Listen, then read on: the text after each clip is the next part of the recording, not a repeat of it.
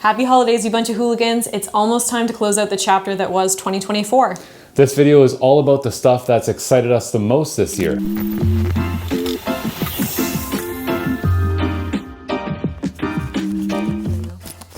Dogs, man.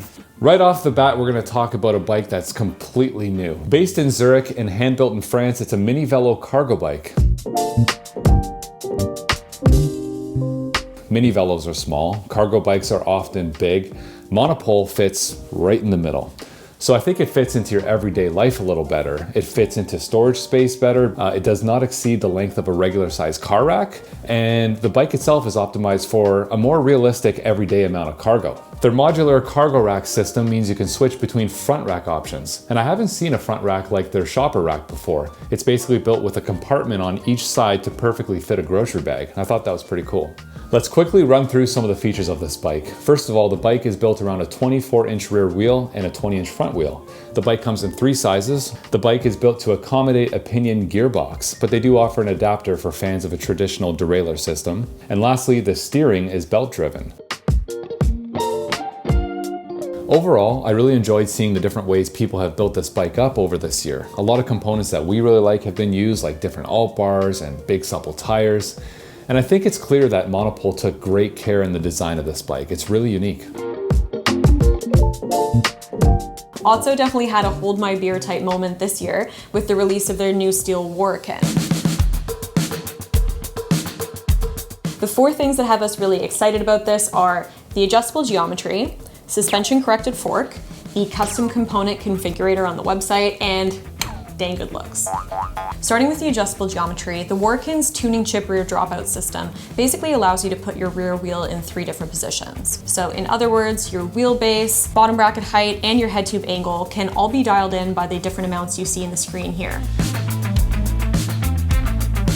I've never really personally wanted to buy a gravel bike with a suspension fork on it, but I am kind of curious to try it. So I really like that this ships with the carbon fork on it and swapping it out is left up to you. Buying a bike online sometimes has a few extra steps, but the custom bike configurator on the website for Otso is awesome. But being able to switch out things like your bottle cage bolts and headset, seat post clamp even, is a lot of fun. You can also choose the width of your bars and your crank arm length. If we learned anything from Tadej Pogačar this year, it's to shorten those crank arms, baby.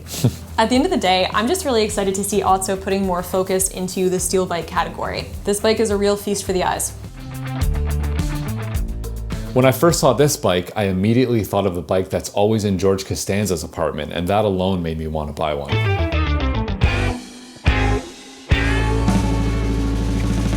What really excites me about this bike is how truly playful it's meant to be. As Ron himself puts it, it's a modern geo-cross bike without anything extra. When talking about rigid mountain bike styles, Ron also puts it as challenging, but fun, but most importantly, low-stakes challenging. And I think we really align with this Type 2 fun style of riding. Have I said the word fun enough? No. You can find all the technical specs on ronsbikes.com, but to give you a lightning fast overview, the bike is built around 29-inch wheels. The frame is a lightweight aluminum. It has a tapered steel fork. The bike has a short rear end, a long front end, and a nice C-tube angle to put you in a comfy climbing position. All right, time for a speed round. First up, Wilde Bikes. If you've followed All City Cycles founder Jeff Frayne over the years, you probably know that his passion for building bikes is pretty much unmatched. He definitely does the best job, in my opinion, of blending classical aesthetics and beautiful bike aesthetics with modern geometry and functionality. Their Rambler SL is quickly becoming a staple in the steel gravel bike category, so if you haven't seen it, check that out. Number 2 is Sklar Bikes. Sklar Bikes are easily recognizable by their curved top tube, but I think there's a lot more that makes them stand out. Their first production bike, the Super Something, came out swinging. This thing is very good at doing a lot of types of builds, from a clunker build to a full-on gravel race machine. In 2024, I thought it was really cool to see them do some more off-road oriented bikes, like their PBJ all-terrain bike and their tall tail, hardtail mountain bikes. That's a hard one to say. That is. I think they're making some of the most beautiful bikes out there right now. This third and last brand is just a breath of fresh air. You know Stridsland when you see it. It has a very distinctive look, and they always have different takes, I guess, on categories of bikes that not everybody is doing. They've been sharing a lot of snippets of their up-and-coming Boom Boat, which is their addition to the mini velo category, and it looks like a ton of fun. Bonus points on this one for the extra room in the main triangle and the 20-inch by 2.8 tires. First up is P&W's silver dropper post. I'm a big fan of modern technology that kind of nods to classic aesthetics, and a dropper post suits my style of riding. I actually added one to my all-city Gorilla Monsoon this year, and it was the same week that P&W released their silver dropper post, but they didn't have my length and diameter that I needed, so I do hope they continue to expand this lineup because some of us want to drop it low in style. Next up is the DJI Action 5. Come on, do the thing.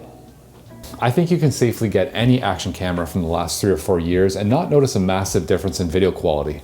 We've been running this GoPro 10 up until the last couple months, and it's been great. So why switch? I'm not gonna get into the tech specs, but here's what we've noticed over the last couple of months. First of all, the battery life. This thing goes through half a battery in the time that the GoPro 10 goes through 2 batteries. And mind you, the GoPro 10 came out in 2021. It's still a much larger jump than I imagined. Huge difference. Secondly, the in-camera stabilization is better than most GoPros I've tried, and the low light performance is better than even the new GoPro 13.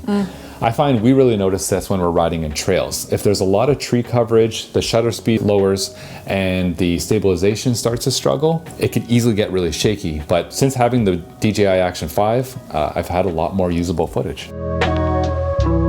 Swift Industries Umbra Collection.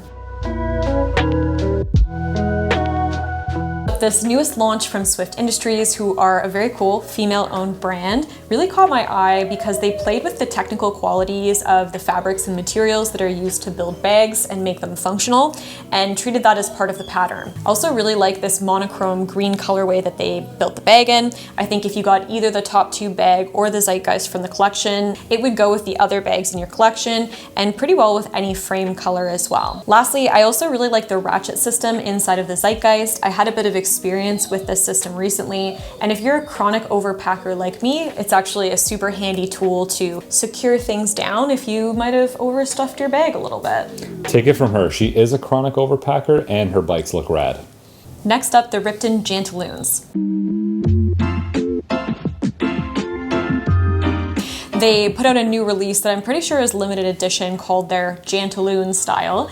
And what I love about these is it's my current favorite cut of jean, but in more of like a purpose-built cycling or performance-oriented fabric. And unlike brands like Doer that have done purpose-built denim in the past, this is the first time something's caught my eye from an actual design or silhouette perspective. So I would have bought these based on looks alone, just to wear in my everyday life. The fact that they transition well into the bike and are oriented for performance is just a bonus. Quick speed round? Let's go. All right, SimWorks Gold Components Collection. Like we said, we're silverheads, but we're warming up to the idea of gold components. We love SimWorks. You may have seen their bars on many of our bikes, and this dull bright gold, I think, kind of sold both of us on it. I feel like it would look really cool on a copper frame color. Oh yeah. Next up is Yellowbird Threadworks. This brand came onto my radar earlier this year, and I absolutely love what they do. Stems and stem caps are amongst my favorite bicycle components, and when you do them the way that Yellowbird does, it's basically bicycle jewelry. Their stem caps are made out of brass and they use titanium bolts, but what I especially love is all the ways that they use patina to kind of create a unique design. Super cool brand, go check them out. Lastly, Ostroy Cycling shirts. This recent launch from Ostroy really caught my attention. They're kind of integrating some more alternative aesthetics into a more performance-oriented kind of category, which is usually what I associate with Ostroy, and I haven't tried their gear before, but maybe I will this year. That wraps it up for this one, and I'd love to know if there's any bikes or any pieces of gear that you particularly loved. Please let me know in the comments below. If you want to support the channel, you can head to bikebreath.com and get one of these fabulous nylon caps for your head, or you can pick up some stickers. We have a whole bunch of fun designs. Or if you don't want to spend any money and you want to support the channel, hitting the subscribe button is free. Have a great holiday, and thanks so much for watching. Peace.